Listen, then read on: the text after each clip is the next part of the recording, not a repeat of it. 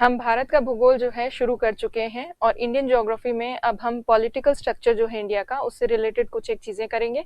उसके बाद physical division जो है इंडिया के भौतिक प्रदेश उनको हम डिस्कस करेंगे। अब कल जो हमने किया था पहले थोड़ा सा उसको देख लेते हैं। कल बहुत सारी चीजें हमने देखी थी, होपफुली आपने पॉलिटिकल मैप इंडिया का देखा होगा और बेसिक चीजें जो है इंडिया से रिलेटेड वो आपको मैप में मिली होंगी। अब देखिए इंडिया जो है, इंडिया के आसपास वाले देश कौन कौन से हैं ये हमने कल देखा था। पाकिस्तान, अफगानिस्तान का थोड़ा सा भाग यहाँ पे इंडिया टच करता है और यहाँ पर चाइना वाला पार्ट ये है नेपाल और उसके साथ साथ यहाँ पर है भूटान, यहाँ है बांग्लादेश, ये है श्रीलंका, यहाँ नीचे एक हमारा पड़ोसी देश और है जो है मालदीव्स। ये सब भारत के आसपास स्थित पड़ोसी देश हैं और भारत के इस तरफ जो सागरीय क्षेत्र है उसका नाम है अरब सागर, अरेबियन सी, अरेबियन सी। और दूसरी ओर यहाँ जो है ये है बंगाल की खाड़ी, बे ऑफ बंगाल। कल की क्लास में हमने बेसिक ये देखा था कि भारत जो है उसकी सीमा की लेंथ, लंबाई कितनी है, कितने तटीय बॉर्डर है, कोस्टल बॉर्डर इंडिया का कितना है और कौन सा जो राज्य है वो सबसे ज्यादा तटीय सीमा बनाता है और कौन से देश के साथ हमारी सबसे ज्यादा सीमा बनती है। ये सारी फैक्चुअल चीजें हमने लास्ट क्लास में डिस्कस की थी। भारत का अक्षांशीय और देशांतरीय विस्तार जो है, लैटिट्यूडनल और लॉन्गिट्यूडनल एक्सटेंशन, वो भी हम लास्ट क्लास में देख चुके हैं। वो जो लास्ट क्लास में हमने चीजें की थी वो सब फैक्चुअल है मोस्टली और आपको लर्न करनी है, याद करनी है। आज जो स्टार्टिंग में कुछ एक चीजें करेंगे वो फैक्चुअल है, उसके बाद फिर हम डिटेल में फिजिकल जो फीचर्स हैं इंडिया के उनको डिस्कस करेंगे, भौतिक प्रदेशों को। तो सबसे पहले अब जो इंडिया है, इंडिया का सबसे उच्चतम बिंदु या हाईएस्ट पॉइंट जो है वो कहाँ पाया जाता है, तो वो लगभग यहाँ स्थित है ट्रांस हिमालय वाले क्षेत्र में और उसका नाम है K2 गॉडविन ऑस्टिन नाम की एक चोटी है जो भारत में स्थित सर्वोच्च बिंदु कह सकते हैं, हाईएस्ट पॉइंट कह सकते हैं। K2 जो है फिलहाल पीओके वाले पार्ट में है, इसीलिए कई बार कई किताबों में इंडिया की हाईएस्ट पीक जो है भारत में स्थित सबसे ऊंची चोटी में K2 को नहीं दिखाया जाता क्योंकि K2 जो है पीओके वाले पार्ट में है। उसके अलावा अगर ऊंची चोटियों की बात करें तो आज हम हिमालय प्रदेश देखेंगे ही, उसमें कई सारी चीजें, कई सारी चोटियां आएंगी तो वो हम तब डिस्कस करेंगे। बट अभी वर्तमान में अगर हम देखें पीओके वाला पार्ट इंडिया का ही पार्ट है, इसलिए K2 को ही इंडिया की सबसे ऊंची चोटी माना जाता है। अब जिस तरह से सर्वोच्च बिंदु भारत का ये है, उसी तरह से भारत का एक निम्नतम बिंदु भी है और ये हाइट जो है ये कहाँ से मापी जा रही है, सी लेवल से, समुद्र तल से। अब अगर सबसे लोवेस्ट पॉइंट इंडिया का देखें तो लोवेस्ट पॉइंट जो है वो लगभग यहाँ स्थित है। आप एटलस में देखिएगा, केरल के मैप में यहाँ एक छोटा सा स्थान है जिसका नाम है कुट्टनाड और ये कुट्टनाड जो है ये 2 जिले हैं केरल के, उनमें स्थित है, आलापूजा और कोट्टयम। इन जिलों में स्थित ये क्षेत्र है, ये तटवर्ती क्षेत्र है, कोस्टल एक रीजन है जहां पर जो कि है -2 मीटर सी लेवल से 2 मीटर नीचे है। तो इसकी हाइट जो इसकी जो डेप्थ है वो -2 मीटर है। डेप्थ मतलब सी लेवल से थोड़ा सा नीचे है, 2 मीटर नीचे है। और इस कुट्टनाड क्षेत्र में चावल की खेती भी की जाती है, राइस कल्टीवेशन। इसीलिए यदि अगर पूछा जाए कि भारत में सबसे निम्नतम बिंदु कौन सा है तो वो कुट्टनाड है। और ऐसा कौन सा क्षेत्र है भारत में जो कि काफी जहां पर समुद्र तल से नीचे चावल की खेती की जाती है, तो सी लेवल से नीचे जो है राइस कल्टीवेशन भारत के इस क्षेत्र में होता है। और विश्व में बहुत कम स्थान ऐसे हैं जहां पर सी लेवल से नीचे खेती की जाती है, उनमें से एक है ये कुट्टनाड वाला क्षेत्र। तो ये पॉइंट भी आपको याद रखना है।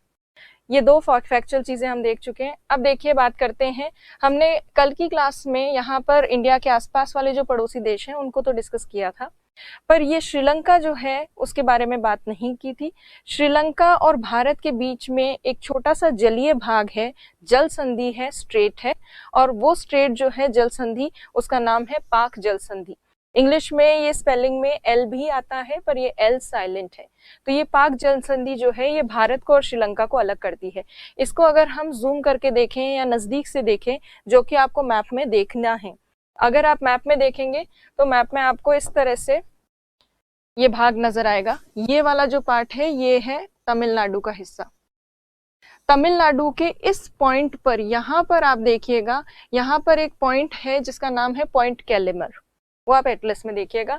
फिर ये जो श्रीलंका वाला पार्ट है, इसका ये जो हिस्सा है, यहाँ पॉइंट पेड्रो नामक स्थान है। श्रीलंका वाला पार्ट अभी आपको देखने की जरूरत नहीं है। इंडिया वाले सेक्शन में पॉइंट कैलिमर देखिएगा, तो पॉइंट कैलिमर भारत का और श्रीलंका का पॉइंट पेड्रो वाला जो स्थान है, या श्रीलंका का जो उत्तरी भाग है, उसके बीच में स्थित है ये पाक नाम की जल संधि, पाक स्ट्रेट। तो ये जो पाक स्ट्रेट है, ये श्रीलंका और भारत के बीच में।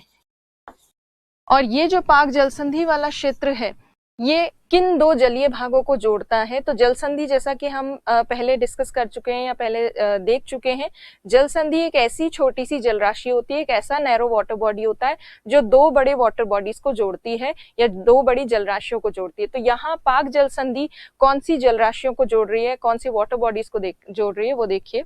यहाँ पर ये जो हिस्सा है, ये है पाक की खाड़ी। तो पाक जलसंधि जो है पाक की खाड़ी को जोड़ रही है, पाक बे को जोड़ रही है बे ऑफ बंगाल से, बंगाल की खाड़ी से। तो यदि कहीं आए पूछा जाए कि पाक की खाड़ी, पाक जलसंधि जो है, पाक स्ट्रेट, वो किसको सेपरेट कर रही है? इंडिया और श्रीलंका को सेपरेट कर रही है। ज्वाइन किसको कर रही है, कनेक्ट किसको करती है? तो पाक की खाड़ी को कनेक्ट करती है बंगाल की खाड़ी से। अब यहां तक आपको अगर समझ में आ गया है, तो पाक की खाड़ी तो आपने देख ली। यहाँ पर कुछ छोटे मोटे द्वीप हैं, उन आइलैंड्स के ठीक दक्षिण में यहाँ पर स्थित है मन्नार की खाड़ी। तो मन्नार की खाड़ी भी आपको ध्यान रखनी है, तमिलनाडु और श्रीलंका वाले भाग के बीच में है। तो मन्नार की खाड़ी, पाक की खाड़ी, ये दोनों खाड़ियां जो हैं, ये श्रीलंका और इंडिया के बीच में है। और जल संधि की जब बात होती है स्ट्रेट की, तो स्ट्रेट का नाम क्या है जो इंडिया और श्रीलंका के बीच में, उसका नाम है पाक स्ट्रेट, पाक जल संधि। अब ये जो पाक जल संधि वाले क्षेत्र में यहाँ ये जो आइलैंड्स है, द्वीप, इन द्वीपों को भी हम देखते हैं। तो देखिए यहाँ पर ये जो द्वीप नजर आ रहे हैं आपको, ये उनका जूम करके जो द्वीपों का है भाग, वो यहाँ पर आपको दिख रहा होगा। ये जो आइलैंड्स हैं छोटे छोटे, ये आइलैंड्स कहलाते हैं एडम्स ब्रिज, एडम ब्रिज। और ये एडम ब्रिज जो है, ये आपको एटलस में भी मिलेंगे, जो राम सेतु कहते हैं जिसको, वो वाला क्षेत्र है ये। और यहीं पर स्थित है पंबन द्वीप, धनुषकोटी, और यहाँ पर है मन्नार द्वीप। तो ये जो एरिया है, ये आपको ध्यान होना चाहिए कि एडम्स ब्रिज वगैरह कहाँ है। प्री में कई बार छोटे मोटे क्वेश्चन आ जाते हैं इस तरह के, तो ये आपको लोकेशन आपको ध्यान होनी चाहिए। और इंडिया का मैप अगर आप देखेंगे तो आपको इस तरह से तमिलनाडु वाले हिस्से में ऐसा कुछ देखने को मिलेगा। नीचे से देखते हैं तो ऐसा लगता है किसी ह्यूमन का फेस है, और फेस में ये नोज वाला सेक्शन है। तो ये जो नोज वाला सेक्शन है, यहाँ पर स्थित है पॉइंट कैलिमर, और यहाँ ये नीचे आ जाता है श्रीलंका वाला भाग। और यहाँ जो कुछ आइलैंड्स हैं, द्वीप, उन द्वीपों में स्थित है एडम्स ब्रिज, एडम ब्रिज नाम के द्वीप छोटे छोटे, यहाँ पंबन द्वीप और यहाँ पर मन्नार द्वीप। और इन द्वीपों के, इन आइलैंड्स के इस तरफ क्या है, मन्नार की खाड़ी है, गल्फ ऑफ मन्नार। और इन आइलैंड्स के ईस्टर्न साइड में, पूर्वी भाग में क्या है, पाक की खाड़ी, पाक बे। और पाक की खाड़ी के आगे और पूर्व में क्या है, पाक स्ट्रेट या पाक जलसंधि।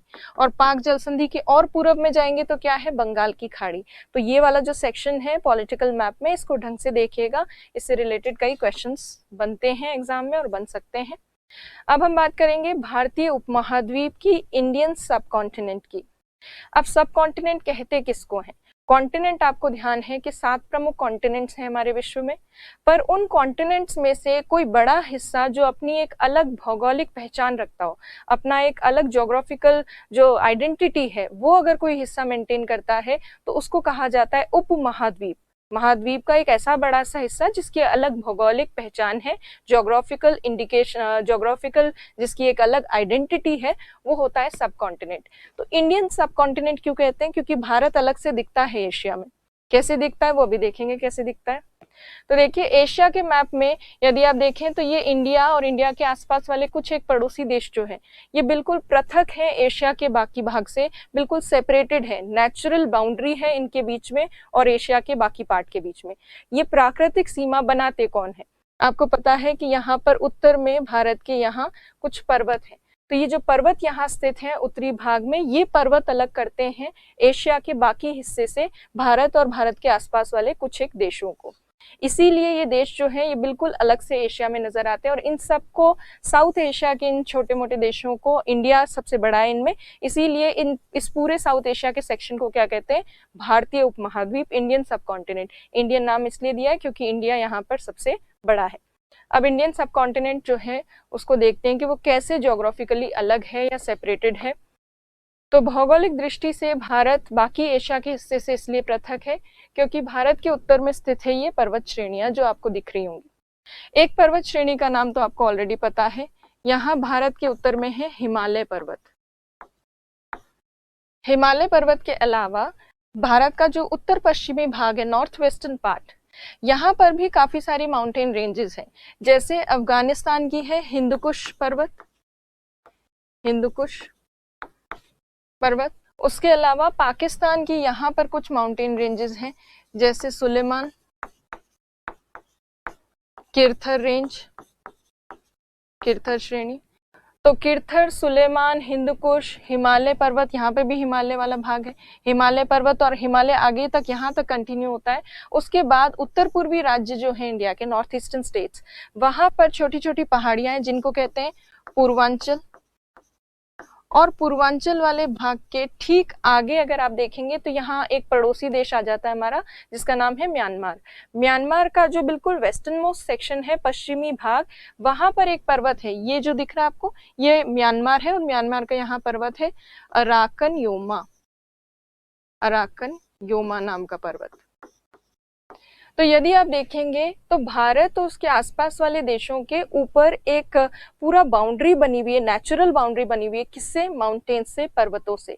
तो ये ऊपर से एशिया के बाकी हिस्से से बिल्कुल अलग हो जाते हैं, सेपरेट हो जाता है ये वाला सेक्शन।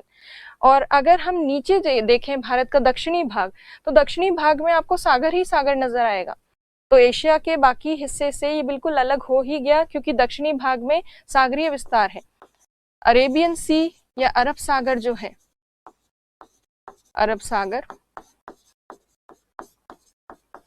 ये भारत के पश्चिमी भाग में स्थित है, और पूर्वी भाग में है बंगाल की खाड़ी, बे ऑफ बंगाल, बंगाल की खाड़ी। और उसके अलावा अगर हम देखें तो भारत का जो दक्षिणी भाग है, बिल्कुल सदर्न मोस्ट, यहां स्थित है इंडियन ओशन, हिंद महासागर, इंडियन ओशन। तो देखिए नेचुरल बाउंड्री है चारों ओर इंडिया और उसके आसपास वाले देशों के, जिसकी वजह से ये पूरा सेक्शन, ये वाला जो हिस्सा है, ये पूरा एक उपमहाद्वीप के रूप में नजर आता है क्योंकि इसकी एक अलग पृथक पहचान है, भौगोलिक पहचान है, ज्योग्राफिकल आइडेंटिटी बिल्कुल सेपरेटेड है। नॉर्दर्न साइड से it is separated through mountain ranges, and in the southern region it is separated through seas and oceans. So therefore this whole region has separate geographical identity. तो Indian subcontinent जब हम कहते हैं तो ये दक्षिण Asia के कुछ देशों को सम्मिलित रूप से ये नाम दिया जाता है। अब इसमें कौन कौन से कंट्रीज इंक्लूडेड हैं वो देखिए। तो यहाँ अगर आप देखेंगे इस पर्वतों के भाग के बीच में आपको कौन कौन से देश नजर आ रहे हैं। यहाँ पर है पाकिस्तान, ये इंडिया है। यहाँ पर हिमालय पर्वतीय क्षेत्रों में स्थित है नेपाल। इसी हिमालय पर्वतीय क्षेत्र में एक छोटा सा देश और है, भूटान। फिर पूर्वांचल के इस तरफ भारत और पूर्वांचल का ये जो हिस्सा है इसके पास यहाँ पर स्थित है बांग्लादेश, बांग्लादेश। ये है श्रीलंका वाला हिस्सा, श्रीलंका वाला पार्ट भी इसी में एडेड है, श्रीलंका। उसके अलावा यहाँ छोटे छोटे आइलैंड्स हैं जो एक हमारा पड़ोसी देश है, मालदीव्स। तो ये जो देश हैं ये सम्मिलित हैं इस भारतीय उपमहाद्वीप में। पाकिस्तान, भारत, नेपाल, भूटान, बांग्लादेश, श्रीलंका और मालदीव। म्यांमार इसका हिस्सा नहीं है क्योंकि म्यांमार के बिल्कुल पश्चिमी किनारे पर ही अराकन योमा पर्वत है और म्यांमार का बाकी हिस्सा जो है वो बिल्कुल अराकन योमा के पीछे रह जाता है, इसलिए म्यांमार वाला पार्ट इसमें इंक्लूडेड नहीं है। कई जगह कई किताबों में आपको अफगानिस्तान भी इसका पार्ट देखने को मिलता है, बट अफगानिस्तान भी अलग हो जाता है। अफगानिस्तान का ज्यादातर भाग जो है वो पर्वत के उस तरफ है, इसलिए अफगानिस्तान को उपमहाद्वीप में जनरली इंक्लूड नहीं करते हैं। तो अब जो है उपमहाद्वीप में कौन से देश सम्मिलित हैं वो देखिए। यहाँ पर आपको दिख ही रहा है, ये सारी कंट्रीज जो हैं ये सब कॉन्टिनेंट का हिस्सा है। पाकिस्तान, इंडिया, नेपाल, भूटान, बांग्लादेश, श्रीलंका और मालदीव। म्यांमार इसमें इंक्लूडेड नहीं है। अफगानिस्तान कभी कभी जोड़ा जाता है बट वो भी रियल में देखें तो इंक्लूडेड नहीं है। एनसीईआरटी क्या कहती है? एनसीईआरटी में केवल ये जो स्थल वाले भाग में जुड़े हुए देश हैं यही इंक्लूड किए गए 5 देश, जिसमें सम्मिलित है पाकिस्तान, इंडिया, नेपाल, भूटान, बांग्लादेश। श्रीलंका और मालदीव को एनसीईआरटी में इंक्लूड नहीं किया गया है। बट वास्तविकता अगर देखें तो ये जो टर्म यूज किया जाता है साउथ एशिया के लिए, उसमें ये श्रीलंका और मालदीव भी एडेड होते हैं। तो ये हो गई उपमहाद्वीप से रिलेटेड चीजें। अब देखिए इंडिया का जो पॉलिटिकल स्ट्रक्चर है वो हमने लास्ट क्लास में भी डिस्कस किया और बेसिक जो फैक्चुअल चीजें हैं वो हम देख चुके हैं। तो अब ये जो फर्स्ट चैप्टर है हमारा ये कंप्लीट होता है इंडिया का। अब इस फर्स्ट चैप्टर में से सीधे एटलस में से किस तरह के क्वेश्चंस आते हैं और अभी तक जो हमने पढ़ा उससे किस तरह के क्वेश्चंस आते हैं वो देखते हैं।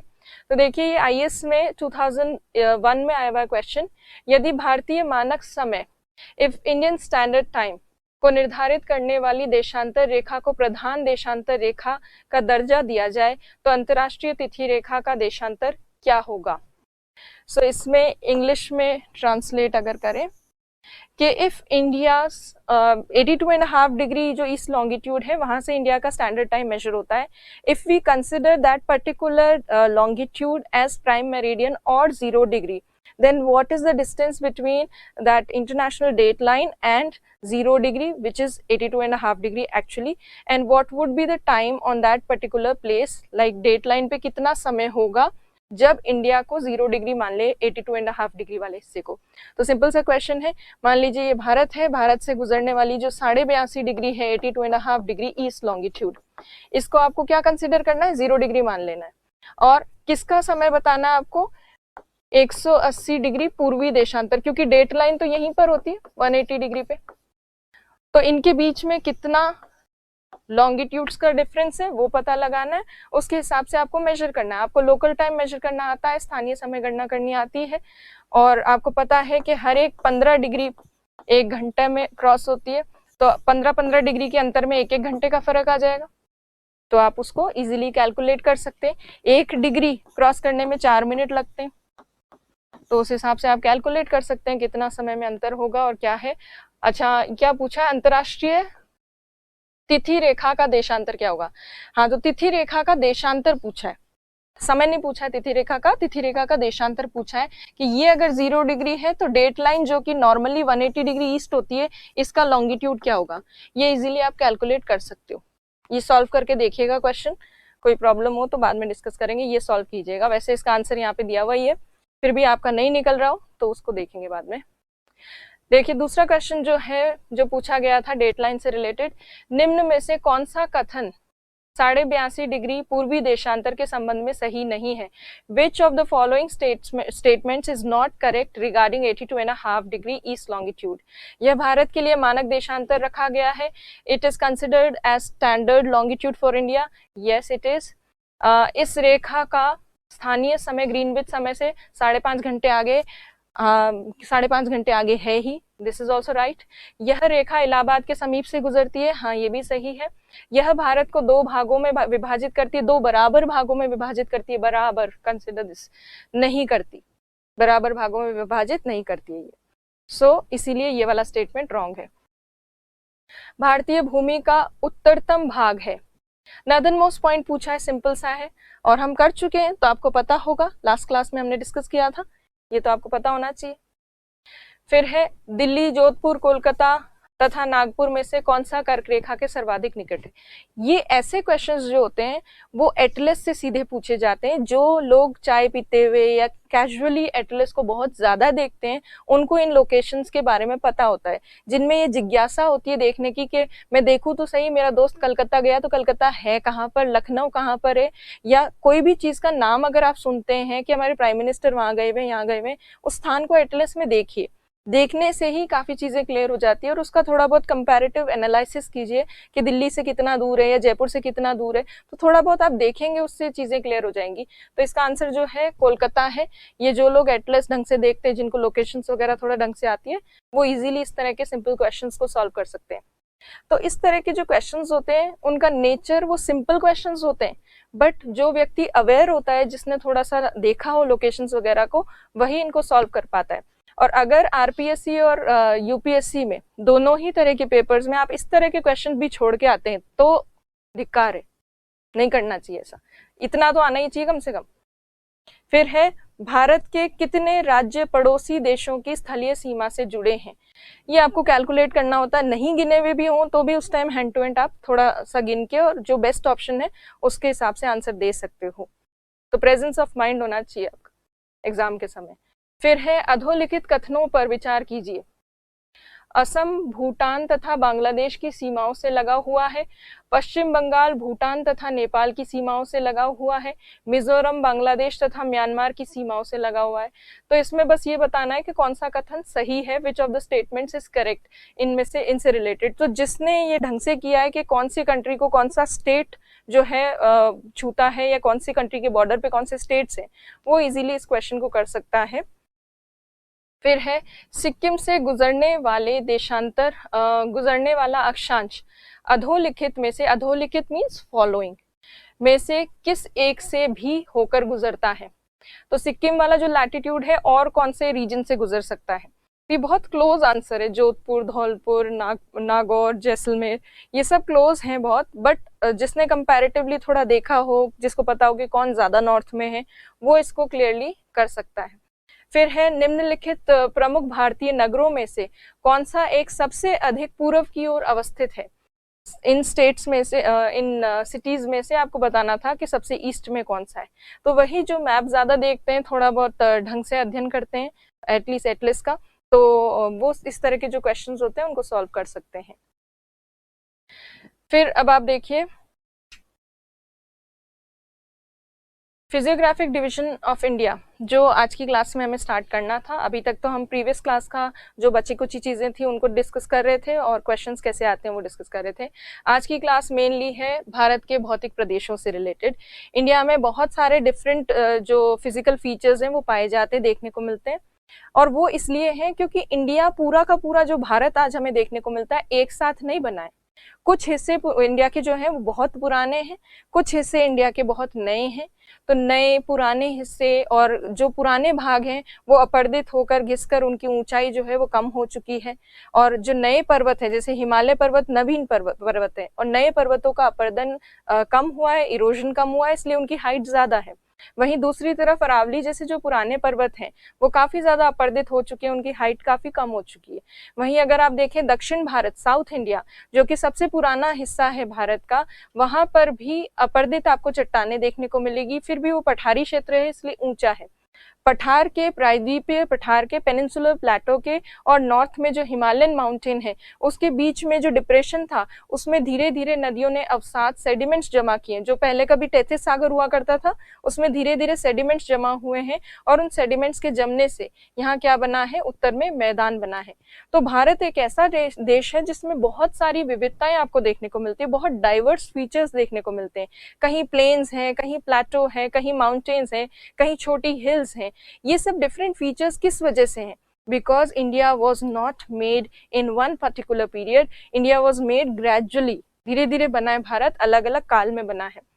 तो भूगर्भिक मतलब बनावट से संबंधित, संरचना से संबंधित विविधता भारत में पाई जाती है। जियोमॉर्फोलॉजिकल स्ट्रक्चर जो है, as of different parts of India is completely different. कुछ हिस्से ऊंचे हैं, कुछ हिस्से नीचे हैं, कुछ हिस्से नए हैं, कुछ हिस्से पुराने हैं। तो अगर हम भारत को देखें, सबसे पुराना जो भाग है भारत का वो प्रायद्वीपीय भारत है, पेनिनसुलर इंडिया वाला पार्ट है। और नए भाग में अगर देखें तो हिमालय पर्वतीय प्रदेश जो है, हिमालयन माउंटेन रीजन, वो काफी नया है। और इन नए और पुराने भागों के बीच में यहाँ पे मैदानी क्षेत्र है, और ये प्लेन रीजन जो है, मैदानी क्षेत्र, ये नवीनतम है, हिमालय के भी बाद बना है, हिमालय से भी नया है। तो ये लेटेस्ट, ये सबसे नवीनतम भाग है भारत का। तो इस तरह से भारत में हर एक काल के, हर एक समय के आपको भाग मिलेंगे, और इस वजह से भारत में उच्चावच संबंधित और भौतिक लक्षणों से संबंधित विविधता है। रिलीफ फीचर्स से रिलेटेड डाइवर्सिटी है, फिजिकल फीचर्स से रिलेटेड डाइवर्सिटी है इंडिया में। बिकॉज ऑफ व्हाट, किसकी वजह से? भूगर्भिक संरचना की वजह से। अब ये क्या होता है, उच्चावच क्या होता है? उच्चावच का मतलब है, रिलीफ फीचर्स का मतलब है ऊंचे और नीचे स्थान। ऊंचे नीचे स्थानों में क्या आता है? एक तो होते हैं पर्वत, माउंटेन्स, एक होती है पहाड़ियां, हिल्स, एक होते हैं प्लेटो, पठार, एक होते हैं मैदान। तो ये डिफरेंट रिलीफ फीचर्स हैं, ऊंचे और नीचे स्थान जो है अलग अलग हाइट के अकॉर्डिंग इनको अलग अलग नाम दिए जाते हैं।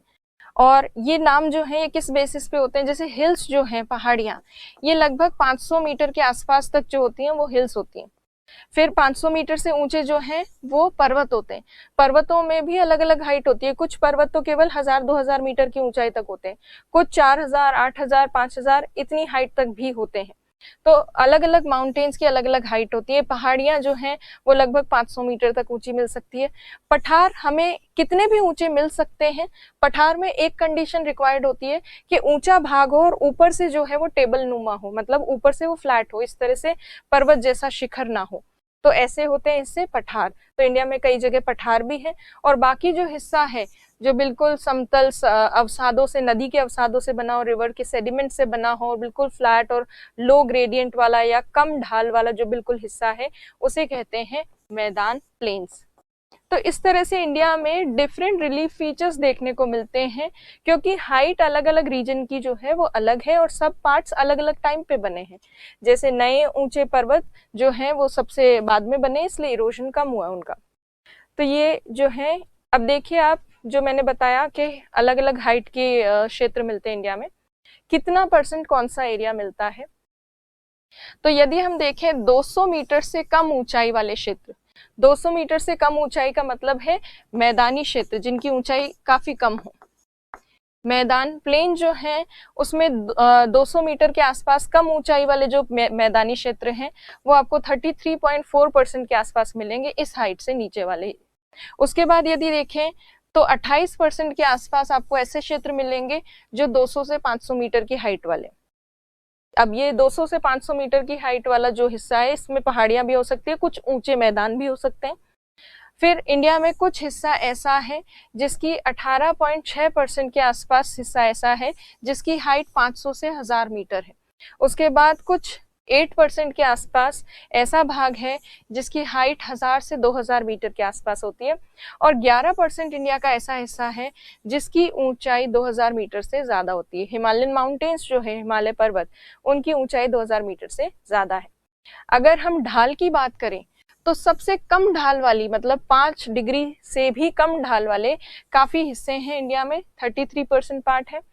47% पार्ट जो है इंडिया का, उसमें 5 डिग्री से लेकर और 15 डिग्री तक आपको ढाल, स्लोप मतलब ढाल देखने को मिल सकता है। उसके अलावा 20% पार्ट जो है इंडिया का वो ऐसा है जिसमें 15 डिग्री से ज्यादा ढाल आपको देखने को मिलता है। ढाल कम और ज्यादा होने से क्या होता है, अक्सर मैदानी क्षेत्रों का ढाल काफी कम होता है, पठारों वगैरह का ढाल मीडियम सा होता है, और सबसे ज्यादा ढाल किसका देखने को मिलता है, पर्वतों का देखने को मिलता है। तो ये डिफरेंट हाइट और डिफरेंट स्लोप्स वाले रीजन जो है इंडिया में वो है। अब इनको रटने की जरूरत नहीं है। रटना क्या है, लर्न कौन सा पार्ट करना है, आपको ये याद करना है कि पर्वत कितने हैं, कितना परसेंट पार्ट पर्वत का है। 10.5% पार्ट माउंटेन्स में है। पहाड़ियां जो है 8.6% के आसपास है। पठार जो है भारत में 27.7% है। पठार काफी ऊंचे भी हो सकते हैं, जैसे भारत में लद्दाख का पठार बहुत ऊंचा है। और फिर है मैदान, प्लेन रीजन। प्लेन रीजन जो है 43.2% के आसपास है। तो इनके परसेंटेज आपको थोड़े याद होने चाहिए ताकि कहीं पर आंसर वगैरह में लिखें तो आपकी ये काम आ सके। तो ये तो हो गए अलग अलग भौतिक जो भाग है भारत में वो। तो भारत में इस तरह के पर्वत, पठार, पहाड़ियां और ये सब अलग अलग फीचर्स मिलते हैं।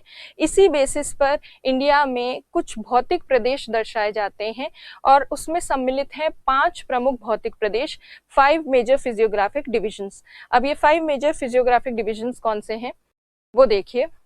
इनको फिजिकल डिविजन्स भी कहते हैं, भौतिक प्रदेश। तो ये भारत है, और भारत में यदि आप देखें, हिमालय पर्वतीय प्रदेश सबसे ऊपरी भाग में है। उसके बाद है उत्तरी मैदानी प्रदेश, ये वाला जो पूरा हिस्सा है उत्तरी मैदानी प्रदेश का है। फिर है प्रायद्वीपीय पठारी प्रदेश। तो प्रायद्वीपीय पठारी प्रदेश पेनिनसुलर प्लेटो रीजन में, ये साउथ इंडिया है, यहाँ पे गुजरात का थोड़ा सा सेक्शन है, और मेघालय वाला जो प्लेटो रीजन है वो भी इसमें इंक्लूडेड है। फिर है तटवर्ती मैदानी प्रदेश, ये जो कोस्टल प्लेन रीजन है उसमें ये तटवर्ती मैदान है। और लास्ट जो भौतिक प्रदेश है वो है द्वीपीय समूह प्रदेश, आइलैंड ग्रुप रीजन।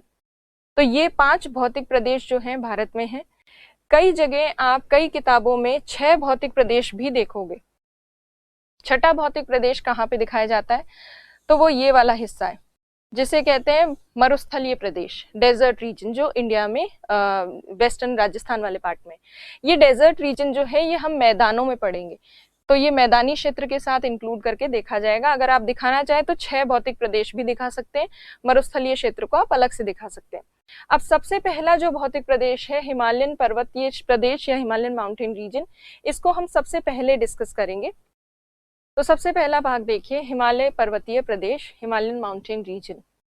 ये जो हिमालय पर्वत है इसका नाम ही हिमालय पर्वतीय प्रदेश है, इसे उत्तरी पर्वतीय प्रदेश भी कहते हैं, नॉर्दर्न माउंटेन रीजन भी कहा जाता है। और ये जो नॉर्दर्न माउंटेन रीजन है ये बना है मुख्यतः हिमालय पर्वत से, इसी वजह से इसको ये नाम भी दिया गया है। अब देखिए है कहाँ पर, तो ये स्थित है यहाँ पर भारत के उत्तरी भाग में, northern part of India, then north eastern part of India. तो ये 2 सेक्शंस जो है उत्तरी और उत्तर पूर्वी भाग भारत का, यहाँ पर ये हिमालय पर्वतीय प्रदेश विस्तृत है। अब ये कितने क्षेत्र में विस्तृत है और क्या इसकी विशेषताएं हैं मुख्यतः वो देखिए।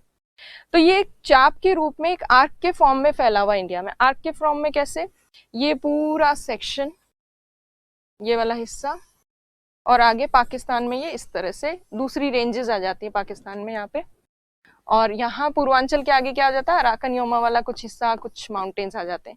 तो ये एक ऐसे आर्क के फॉर्म में, ये एक चाप के रूप में भारत के उत्तरी भाग में विस्तृत है।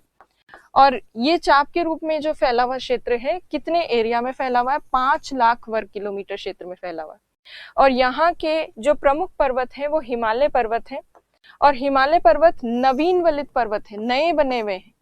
और नए कब बने हैं, पृथ्वी के इतिहास में अगर देखें, हमने जियोलॉजिकल टाइम स्केल जो देखी है, या अभी कुछ क्लासेस में हमने नहीं भी देखी है, तो वो टर्शरी काल जो होता है जियोलॉजिकल काल टाइम स्केल में, जीटीएस में, तो टर्शरी काल काफी नवीनतम काल है। अभी क्वार्टरनरी चल रहा है, टर्शरी का मतलब है तृतीय युग, अभी चतुर्थ युग चल रहा है। तो हिमालय काफी नया है, तृतीय युग में ही बना है, चतुर्थ युग तो अभी चल ही रहा है। तो तृतीय युग में बना ये नवीन वलित पर्वत है, नया बना हुआ पर्वत है।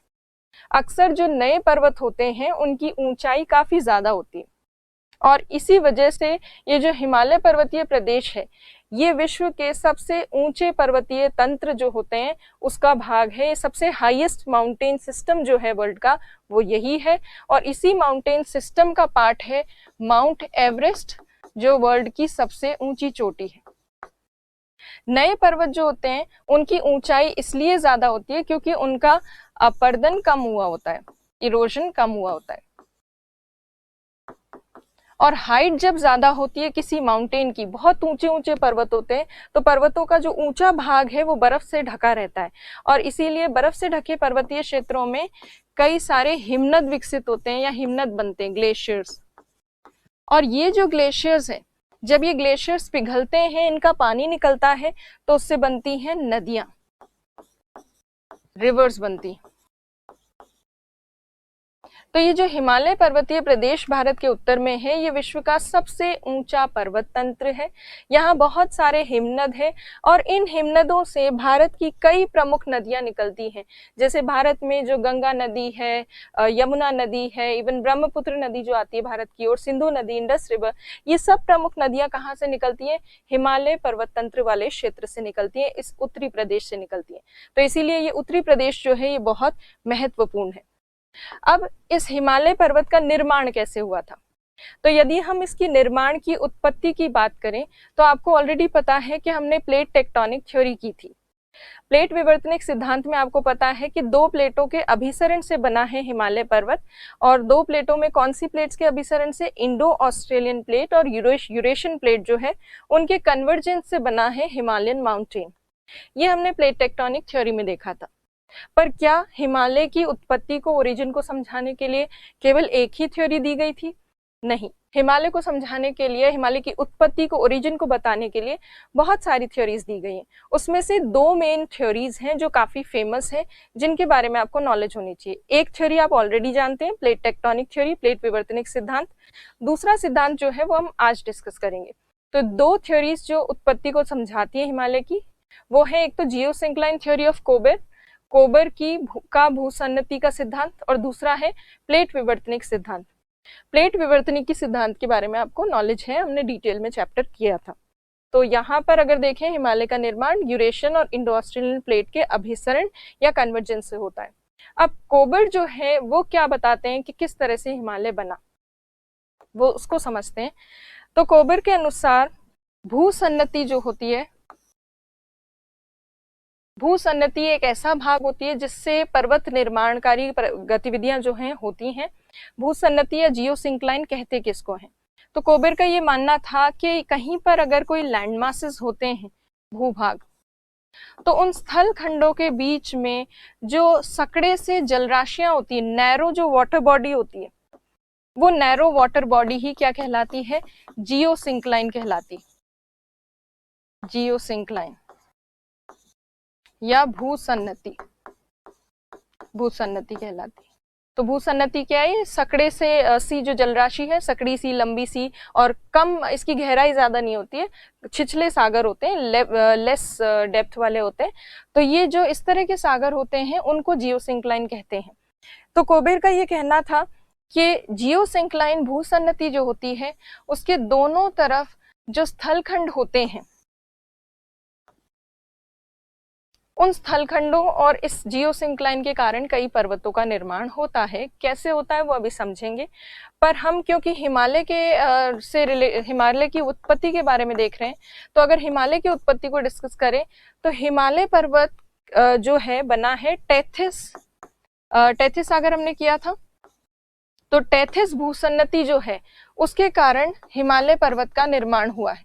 टेथिस भूसन्नति मतलब टेथिस सागर वाला जो छिछला सा सागर था, नैरो सी थी, उसकी वजह से हिमालयन माउंटेन बनाए। और इस टेथिस सागर के दोनों तरफ कौन से लैंड मासेस थे या स्थलखंड थे? तो एक तरफ तो था गोंडवाना लैंड, एक तरफ था अंगारा लैंड। तो गोंडवाना लैंड और अंगारा लैंड। तो हिमालय की उत्पत्ति में जो रोल प्ले किया है वो इन दो लैंड मासेस ने और इस टेथिस सागर नाम की जियोसिंक्लाइन ने किया है। अब इसको हम समझेंगे डिटेल में। तो देखिए, टेथिस जो है सागर जो है वो एक जियोसिंक्लाइन है। जियोसिंक्लाइन जो दो दृढ़ भूभाग में के बीच में होती है, रिजिड जो मास होते हैं लैंड के, उनके बीच में जो वाटर बॉडी होती है, नैरो वाटर बॉडी, वो जियोसिंक्लाइन होती है। तो हिमालय जहां पर हमें आज दिख रहा है वहां पहले क्या हुआ करता था? टेथिस सागर हुआ करता था, टेथिस सी थी, और उसके टेथिस सी के दोनों ओर अंगारा लैंड और गोंडवाना लैंड थे। फिर ये जो दृढ़ भूखंड है, इन लैंड मासेस के ऊपर नदियां बहती, और नदियों के कारण नदियां बहकर इस सागर में गिरती हैं, इस टेथिस सागर वाले क्षेत्र में, इस नैरो सिंक्लाइन में। और जो नदियां यहाँ इसमें गिरती थी वो धीरे धीरे यहाँ पर सेडिमेंट्स जमा करती थी, अवसाद जमा करती गई इस जियोसिंक्लाइन के अंदर। जब यहाँ पर सेडिमेंट्स नदी जो लेकर आ रही है वो जमा होंगे, तो धीरे धीरे अवसाद जो है वो जमते जाएंगे और सेडिमेंट्री रॉक्स में अवसादी चट्टाने जो है उनमें परिवर्तित होते जाएंगे, और पानी जो है वो कम होता रहेगा, जल की मात्रा जो है वो कम होती जाएगी। और जियोसिंक्लाइन जो है उसमें पानी बहुत ही ज्यादा नैरो रहेगा, बहुत कम हो जाएगा, क्योंकि सेडिमेंट्स बढ़ते जाएंगे, पानी कम होता जाएगा। तो इस तरह से ये हुआ। और जब ज्यादा सेडिमेंट्स डिपॉजिट हो गए तो इन सेडिमेंट्स अवसादों के भार की वजह से दबाव पड़ा नीचे की तरफ, और ये जियोसिंक्लाइन वाला जो क्षेत्र है ये नीचे की तरफ दबने लगा या नीचे की तरफ धंसने लगा। जब ये नीचे धंसेगा तो इसके दोनों तरफ वाले जो लैंड मासेस हैं, स्थल भाग, दृढ़ भूभाग जो है, ये लैंड मासेस के ऊपर बल लगेगा और ये लैंड मासेस एक दूसरे के पास आएंगे। जब ये नीचे धंसेगा तो ये लैंड मासेस एक दूसरे के पास आएंगे, और जब ये पास आएंगे तो इनके बीच में जो सेडिमेंट्स है अवसाद, उनमें क्या होगी? वलन होगा, फोल्डिंग होगी, और फोल्डिंग से क्या बनेंगे? पर्वत बनेंगे। जब भी कभी फोल्डिंग होती है तो इनका कोबर का कहना था कि फोल्डिंग हमेशा ये जो जियोसिंक्लाइन के किनारे पर, ये जो दृढ़ भूभाग है लैंड मास, इसके किनारे पर फोल्डिंग होती है, और बीच वाला जो जियोसिंक्लाइन का एरिया है वो थोड़ा कम प्रभावित रहता है फोल्डिंग से। तो माउंटेन्स जो बनेंगे लैंड मास के बिल्कुल किनारे पर, तटवर्ती क्षेत्र पर बनेंगे जियोसिंक्लाइन के। तो ये बताया था कोबर ने। अब ये स्टेप वाइज कैसे होता है, डायग्राम्स के थ्रू देखते हैं। तो पहले एक छिछली जलराशि होती है, एक नैरो वाटर बॉडी होती है, एक कम डेप्थ वाली शैलो वाटर बॉडी होती है। उस वाटर बॉडी में जो आसपास लैंडमास है जिसको हम फोरलैंड कहते हैं या अग्रदेश कहते हैं, लैंड मास को। उन लैंड मासेस से आने वाली नदियां सेडिमेंट्स जमा करती हैं। उन अवसादों के भार के कारण निक्षेप, मतलब अवसादों का निक्षेप हो रहा है, जमाव हो रहा है, धसना होता है, धसावट आती है या नीचे सबडक्शन होता है, क्योंकि इनका बोझ, सेडिमेंट्स का जो भार है वो बहुत ज्यादा होता है, इसलिए धीरे धीरे जियोसिंक्लाइन जो है वो नीचे की तरफ धसने लगती है। कैसे धसेगी वो देखिए, ये यहाँ पे इस डायग्राम में अगर आप देखेंगे ये दोनों लैंड मासेस है, ये जियोसिंक्लाइन है या फिर भूसन्नति है। इसमें अवसाद जमा होते गए और जमा होने से सब्सिडेंस ऑफ फ्लोर हुआ, या ये जो इसका जियोसिंक्लाइन का जो तल है वो धीरे धीरे धसने लगा। तल जब धसेगा तो ये दोनों लैंड मासेस जो है ये एक दूसरे के पास आएंगे। ये कैसे होगा, तो देखिए मान लीजिए ये जियोसिंक्लाइन है। अब ये जो जियोसिंक्लाइन, ये जो हाथ से मैं बना रही हूँ, ये वाला जो हिस्सा है ये जियोसिंक्लाइन है। जब इसमें अवसाद जाएंगे और ये नीचे धसेगी अगर जियोसिंक्लाइन या भूसन्नति, तो इसकी धसावट होने पर ये जो दोनों साइड में लैंड मासेस है, ये वाला हिस्सा और ये वाला हिस्सा, ये दोनों हिस्से एक दूसरे के पास आएंगे। तो ये नीचे धस रही है, इसकी गहराई बढ़ रही है और लैंड मासेस जो है दोनों साइड पे वो एक दूसरे के पास आ रहे हैं। जब ये पास आते हैं एक दूसरे के, तो दोनों के बीच में जो भी सेडिमेंट्स होते हैं अवसाद, उनमें फोल्डिंग होती है और उस फोल्डिंग से बनते हैं पर्वत। तो देखिए अब ये नीचे की तरफ धसेगी, जिससे फोरलैंड जो है अग्रदेश, उन पर दबाव पड़ेगा और उस दबाव की वजह से फोल्डिंग होगी। और फोल्डिंग जो होगी केवल इन अग्रदेशों के या इन लैंड मासेस के किनारे के पास होगी। और यहाँ पे फोल्डिंग हुई, यहाँ पे फोल्डिंग हुई। बीच वाला जो हिस्सा है भूसन्नति का या जियोसिंक्लाइन का, वो थोड़ा कम प्रभावित रहता है फोल्डिंग से। तो जो वलन से, फोल्डिंग से कम प्रभावित हिस्सा रहता है वो पर्वतों के बीच में एक पठार के रूप में नजर आता है, प्लेटो के रूप में। तो यहाँ पर अगर हम देखें, ये देखिए लैंड के ऊपर कंप्रेशन फोर्स लगा दोनों तरफ से, उसकी वजह से मार्जिनल रेंजेस बनी, मतलब किनारे किनारे पर पर्वत श्रेणियां बनी वलन से। और बीच वाला जो हिस्सा है उसे मीडियन मास कहते हैं, मीडियन मास या मध्य पिंड, जिसपे वलन का प्रभाव कम पड़ा है, फोल्डिंग का इफेक्ट कम पड़ा है। इस तरह का जो मध्य पिंड होता है वो किस रूप में नजर आता है पर्वतों के बीच में, पठार के रूप में। और यहाँ पर हम कौन से पठार की बात कर रहे हैं, तो हिमालय पर्वत जब बना तो हिमालय के पीछे जो कुनलुन नाम का पर्वत है चाइना का, हिमालय पर्वत और कुनलुन पर्वत के बीच में विश्व का सबसे ऊंचा, सबसे बड़ा पठार बना, जिसका नाम है तिब्बत का पठार। तो देखिए यहाँ पर दोनों तरफ अग्रदेशों के या ये जो लैंड मासेस हैं, इनके दोनों किनारों पर जो पर्वत बने, एक तो कुनलुन बना है चाइना का पर्वत, दूसरी तरफ हिमालय पर्वत, और उन दोनों के बीच में ये तिब्बत का पठार। तो ये जियोसिंक्लाइन थ्योरी है और उसकी ये जो स्टेप्स हैं, पहले कोई जियोसिंक्लाइन होना, भूसन्नति होना दो लैंड मासेस के बीच में, फिर भूसन्नति में अवसादों का जमाव होना, सेडिमेंट्स का डिपोजिशन होना जियोसिंक्लाइन में, और उस डिपोजिशन की वजह से जमाव के कारण धसना जियोसिंक्लाइन का या भूसन्नति का, और धसने के कारण अग्रदेश जो है, पास जो लैंड मासेस हैं, वो एक दूसरे की तरफ बढ़ते हैं, जिसकी वजह से फोल्डिंग होती है और माउंटेन्स और प्लेटो बनते हैं माउंटेन्स के बीच में। तो ये चीज जो है इससे आपको क्लियर हो गया होगा। तो हिमालय की उत्पत्ति से संबंधित ये दो सिद्धांत होते हैं, प्लेट टेक्टोनिक थ्योरी और कोबेर की जियोसिंक्लाइन थ्योरी या भूसन्नति का सिद्धांत, जो आज हमने देखा। अब हिमालय पर्वतीय प्रदेश जो है उसको हम डिस्कस करते हैं। जैसा हमने अभी तक किया है कि हिमालय एक नवीन वलित पर्वत है, टर्शियरी काल में बना है, ऊंचा पर्वत तंत्र है, हिमनद है, बहुत सारे ग्लेशियर्स हैं यहाँ पर जिनसे भारत की नदियां निकलती हैं। अब इस हिमालय पर्वतीय प्रदेश के इस रीजन के 3 भाग हैं।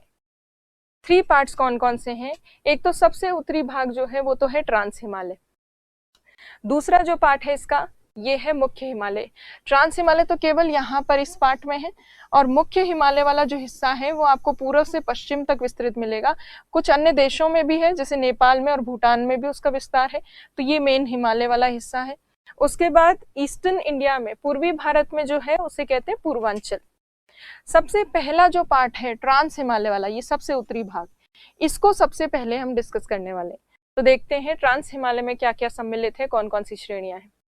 तो सबसे पहले ट्रांस हिमालय वाला जो भाग है ये भारत के सबसे उत्तरी हिस्से में है, और वर्तमान काल में अगर हम देखें तो भारत का जो लद्दाख यूनियन टेरिटरी है उस हिस्से में पड़ता है ट्रांस हिमालय वाला पार्ट। भारत में तो लद्दाख में स्थित है, पर इसका ज्यादा विस्तार तिब्बत में है, और तिब्बत में ज्यादा विस्तार होने की वजह से एक्सपेंशन इसका ज्यादा तिब्बत में है, इसीलिए ट्रांस हिमालय को अक्सर कहा जाता है तिब्बतन हिमालय या तिब्बत हिमालय। तो ये तिब्बत हिमालय भी कहलाता है। अब ये जो ट्रांस हिमालय वाला हिस्सा है इस हिस्से के ठीक पीछे है। ये कौन सा हिस्सा है? तो अभी जैसे हमने देखा था हिमालय पर्वतीय प्रदेश का ये दूसरा भाग है, जो अभी हम नहीं कर रहे हैं, बाद में नेक्स्ट क्लास में करेंगे।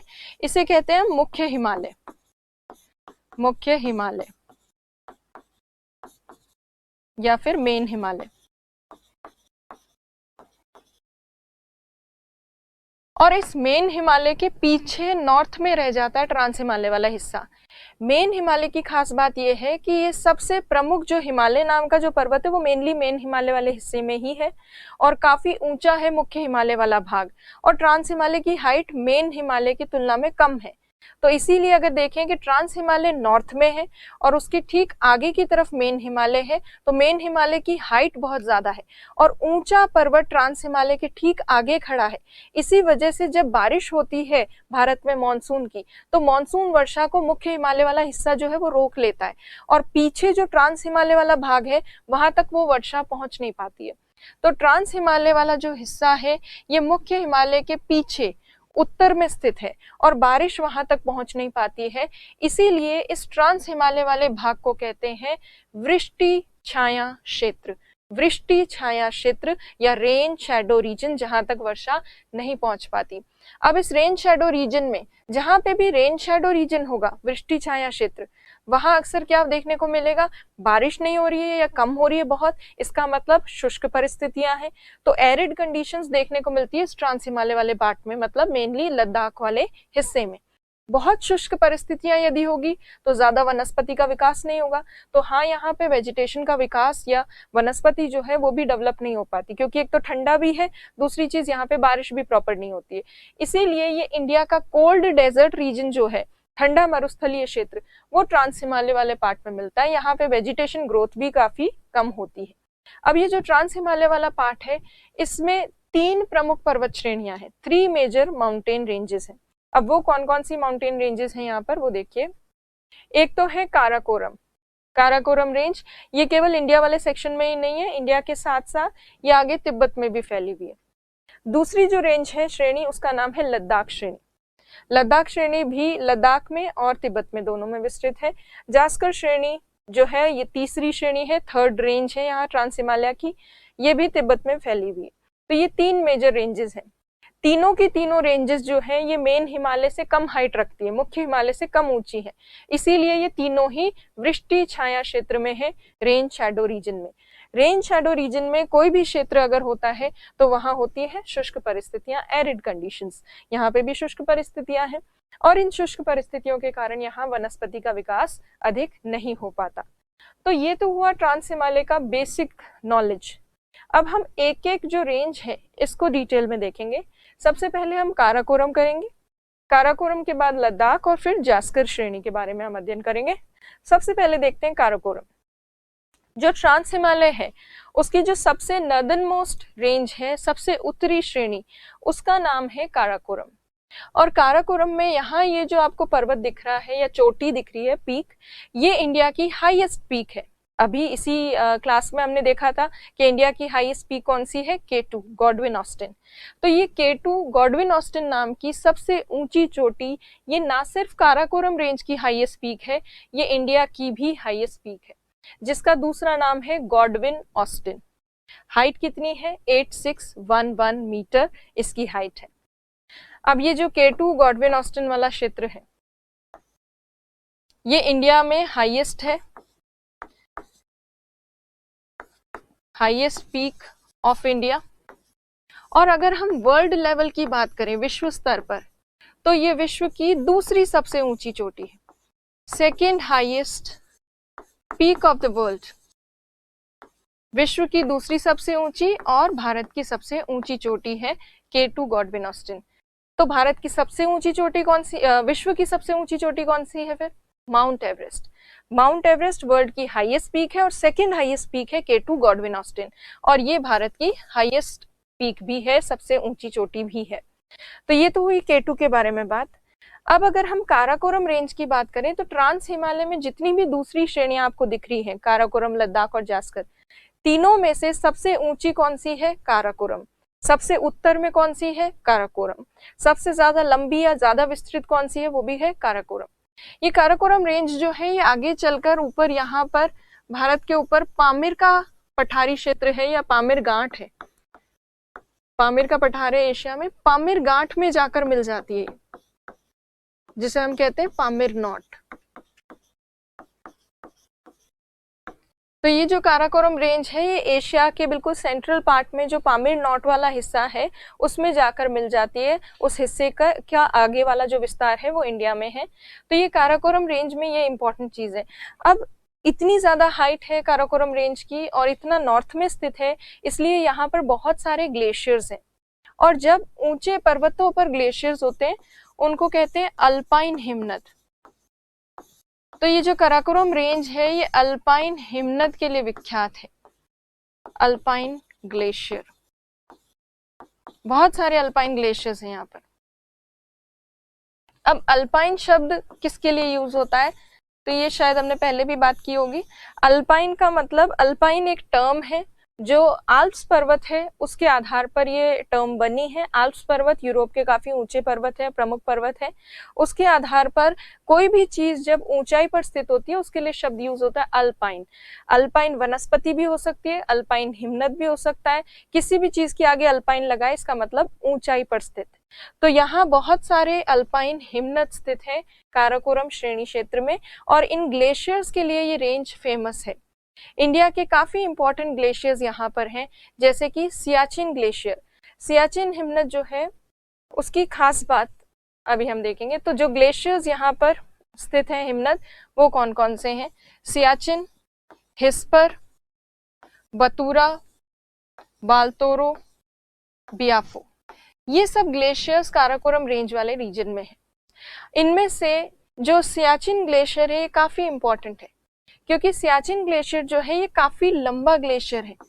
72 किलोमीटर लंबा है, लेंथ में काफी लंबा है।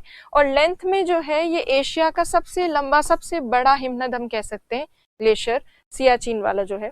सियाचिन हिमनद की एक खास बात ये भी है कि ये डिस्प्यूटेड रीजन है, जहां पर अक्सर पाकिस्तान और इंडिया के बीच में जो है वॉर की स्थिति बनी रहती है। इसीलिए इसको हाईएस्ट बैटल फील्ड भी कहा जाता है, विश्व की सबसे ऊंची युद्ध भूमि। ये जो सियाचिन हिमनद है ग्लेशियर, अक्सर ग्लेशियर से निकलती है नदियां, और इस सियाचिन ग्लेशियर से भी एक प्रमुख नदी निकलती है और उस नदी का नाम है नुब्रा नदी। नुब्रा नदी जो है ये आगे चलकर, नुब्रा नदी जो है ये आगे चलकर मिलती है श्योक नदी से। श्योक नाम की एक रिवर है, और श्योक नदी जो है वो आगे चलकर मिलती है सिंधु नदी से, सिंधु या इंडस। तो कुल मिलाकर अगर हम देखें तो नुब्रा जो है वो सिंधु की ही सहायक नदी है, क्योंकि ये सिंधु से मिलने वाली एक नदी से मिलती है, इंडस रिवर से मिलने वाली एक ट्रिब्यूटरी से मिलती है। तो नुब्रा श्योक से मिलेगी और श्योक जाकर आगे किससे मिलेगी, सिंधु नदी से मिलती है, इंडस रिवर से। तो नुब्रा नदी जो सियाचिन हिमनद से निकलती है, उस नदी की जो घाटी क्षेत्र है सियाचिन हिमनद वहीं पर स्थित है, उसी वैली रीजन में लोकेटेड है। तो कहीं पर अगर आपके 2-5 नंबर में सियाचिन हिमनद के बारे में पूछा जाए तो आपको यही चीजें लिखनी है। एक तो काराकोरम श्रेणी में स्थित है, नुब्रा नदी इस हिमनद से निकलती है, ये विश्व की सबसे ऊंची युद्ध भूमि है, उसके साथ साथ ये एशिया की सबसे लंबा ग्लेशियर है, 72 किलोमीटर के आसपास इसकी लेंथ है। और उसके अलावा आप बैटलफील्ड वगैरह के साथ साथ नुब्रा नदी के बारे में भी कुछ चीजें लिख सकते हैं उस हिमनद में के दौरान, हिमनद के जो सेक्शन है उसके दौरान। अब नुब्रा नदी को हम समझते हैं कि ये श्योक से कैसे मिलती है, किस तरह से मिलती है। तो देखिए ये श्योक नदी है जो यहीं से निकलती है इन पर्वतीय क्षेत्रों से। श्योक नदी से यहाँ पर जो सियाचिन हिमनद है उससे निकलने वाली नुब्रा नदी आकर मिलती है यहाँ पर, और जहाँ श्योक और नुब्रा मिलती है इस एरिया में यहाँ पर स्थित है नुब्रा घाटी। तो अब देखिए श्योक से ये नुब्रा नदी मिलती है, और नुब्रा नदी के आसपास वाला जो क्षेत्र है ये है नुब्रा नदी घाटी वाला क्षेत्र। अब नुब्रा नदी घाटी वाले क्षेत्र को अगर हम देखें तो देखिए ये पूरा नुब्रा नदी घाटी वाला क्षेत्र, नुब्रा वैली रीजन। नुब्रा नदी घाटी क्षेत्र की खास बात यह है कि ये ट्राई आर्म्ड एक वैली है, त्रिभुजाकार एक घाटी है। इस घाटी क्षेत्र में ही सियाचिन हिमनद भी स्थित है। नुब्रा और श्योक जैसी प्रमुख नदियों के द्वारा ये त्रिभुजाकार घाटी क्षेत्र बन रहा है। ये वैली रीजन जो है ट्रायंगल या ट्राई आर्म्ड कह सकते हैं, ये यहाँ पर बन रहा है। प्लस नुब्रा घाटी जो है इससे फूलों की घाटी भी कहा जाता है, फ्लावर्स के लिए फेमस है और काफी ज्यादा ऊंचाई पर स्थित है। और यहाँ पर नुब्रा घाटी क्षेत्र में लोग रहते भी हैं, इतनी ऊंचाई पर इतने ठंडे क्षेत्र में भी कुछ लोग जो है इस घाटी क्षेत्र में रहते हैं। तो कुल मिलाकर नुब्रा घाटी से रिलेटेड अगर क्वेश्चन आए तो ये चीजें लिखनी है। आरएस के 2013 के क्वेश्चन पेपर में नुब्रा वैली के बारे में 2 मार्क्स में एक क्वेश्चन आया था रिटन पेपर में। और अभी जो आईएएस का एग्जाम हुआ है उसमें 2020 में जो प्री का एग्जाम हुआ है उसमें भी नुब्रा वैली से रिलेटेड एक क्वेश्चन था। तो अब देखिए क्या क्वेश्चन था। सियाचिन हिमनद से रिलेटेड क्वेश्चन था। आईएएस 2020 जो अभी प्री का एग्जाम हुआ है उसमें Siachen glacier is situated to the north of Nubra valley. Nubra घाटी के ठीक उत्तर में स्थित है सियाचिन हिमनद, ये आईएएस के पेपर में आया था। और ये जो है what is Nubra valley, Nubra घाटी क्या है, ये आया था आरएएस एग्जाम 2013 का जो मेंस हुआ था रिटन पेपर, उसमें क्वेश्चन आया था। तो जो भी हम कुछ करते हैं चीजें, उनमें से छोटी छोटी चीजें आपके 2-1 नंबर में आ सकती हैं, तो आपको लिखने की प्रैक्टिस होनी चाहिए, क्योंकि पूरी इंडियन ज्योग्राफी जो है वो आपके आरएएस के मेंस में भी है, प्री में भी है, आईएएस में तो आपको करना ही है, इंडिया की नॉलेज होनी चाहिए प्री के लिए, मेंस के लिए, दोनों के लिए। अब हम बात करते हैं दूसरी जो रेंज है ट्रांस हिमालय की, जिसका नाम है लद्दाख श्रेणी। हम काराकोरम तो कर चुके हैं, अब बात करते हैं लद्दाख रेंज की। लद्दाख दूसरी इंपॉर्टेंट रेंज है ट्रांस हिमालय की। कहाँ पर लोकेटेड है? काराकोरम श्रेणी के ठीक दक्षिण में, बिल्कुल साउथ में स्थित है। और ये जो लद्दाख रेंज है इसका विस्तार भी तिब्बत में हुआ है।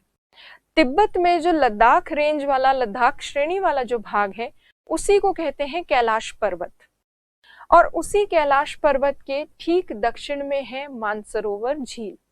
आपने सुना होगा कैलाश मानसरोवर की यात्रा करने जाते लोग, तो ये कैलाश मानसरोवर वाला हिस्सा जो है ये इस लद्दाख श्रेणी का ही आगे विस्तार है, एक्सटेंशन है। तो अब देखिए लद्दाख श्रेणी का तिब्बत में नाम है कैलाश पर्वत। इंडिया के ठीक आगे ये तिब्बत आ गया, वहां कैलाश पर्वत नाम है। इस कैलाश पर्वत के दक्षिण में स्थित है मानसरोवर झील। अब ये जो लद्दाख श्रेणी है इसकी भी एक सबसे ऊंची चोटी है। इस ऊंची चोटी का नाम है रकापोशी, जो लगभग यहाँ स्थित। रकापोशी जो है सबसे ऊंची चोटी इसकी लद्दाख रेंज की। उसकी खास बात यह है कि विश्व में सबसे तीव्र ढाल वाला जो चोटी है वो यही है, सबसे तीव्र ढाल वाली चोटी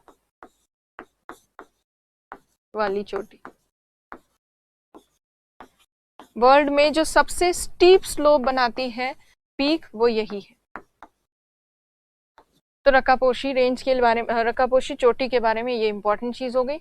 रकापोशी के अलावा यदि हम देखें लद्दाख श्रेणी और दूसरी तरफ जो काराकोरम श्रेणी है, इन्हीं दोनों के बीच में यहाँ पर नुब्रा घाटी है, जो अभी अभी हमने किया था। नुब्रा वैली इन दोनों के बीच में है यहाँ पर।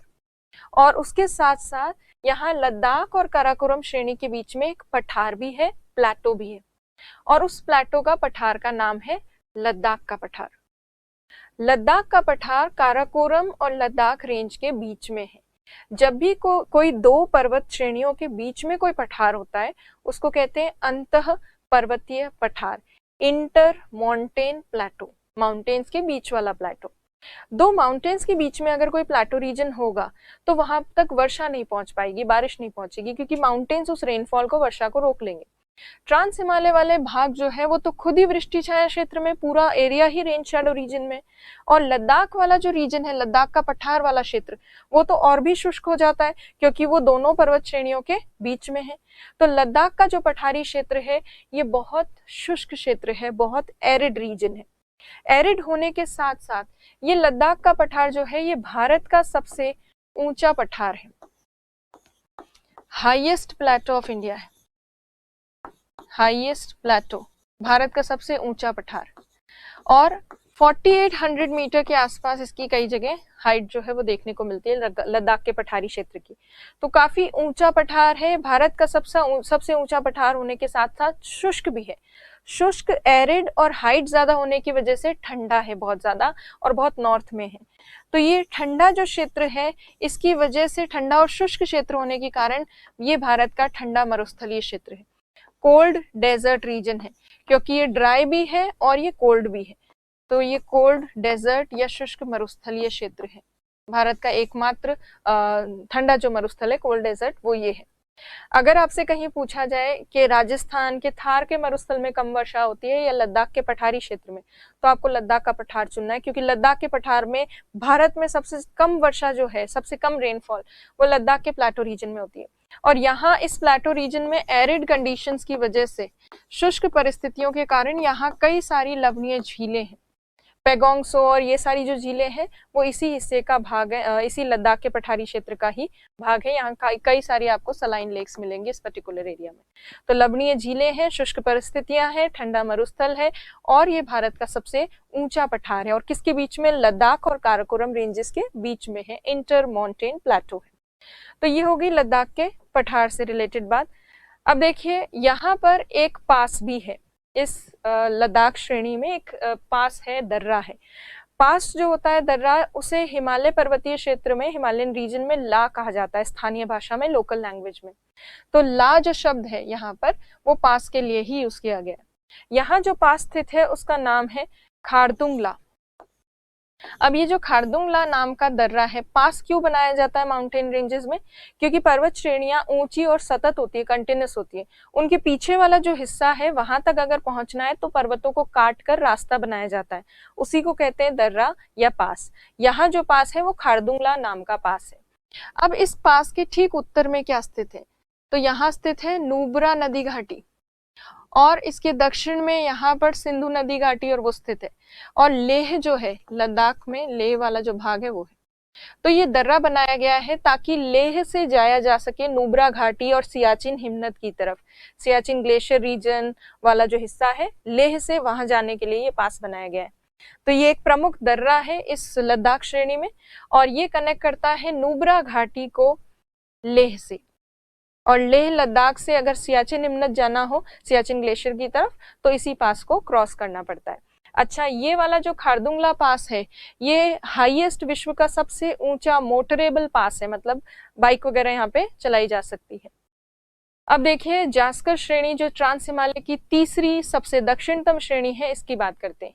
ट्रांस हिमालय का सबसे दक्षिणतम भाग है ये वाली जास्कर रेंज। ये जास्कर रेंज जो है सबसे साउथ में होने के साथ साथ अगर इसकी बात करें, इसमें इसके ठीक नॉर्थ से एक मेजर रिवर निकलती है, उसका नाम है इंडस रिवर, सिंधु नदी। तो लद्दाख रेंज और इस जास्कर रेंज के बीच में सिंधु नदी घाटी है, इंडस रिवर वैली है, जो कि काफी इंपॉर्टेंट है। अदरवाइज उसके अलावा जास्कर रेंज में आपको कोई ज्यादा डिटेल्स नहीं देखनी है। देखिए सिंधु नदी इनके बीच में है, लद्दाख और जास्कर के बीच में सिंधु नदी घाटी स्थित है। तो ये हो गई ट्रांस हिमालय से रिलेटेड चीजें। तो ट्रांस हिमालय में मेन चीजें हमने डिस्कस की है। आपको 5 मार्क्स के क्वेश्चंस आ सकते हैं ट्रांस हिमालय से रिलेटेड, तो थोड़ा आप लिख के देखिएगा, राइटिंग प्रैक्टिस कीजिएगा कि कैसे ट्रांस हिमालय में हम क्या क्या लिख सकते हैं। एक एक रेंज आ सकती है, 2-2 नंबर में काराकोरम के बारे में लिखिए, 2 नंबर में आप लद्दाख के बारे में लिखिए, जास्कर के बारे में लिखिए।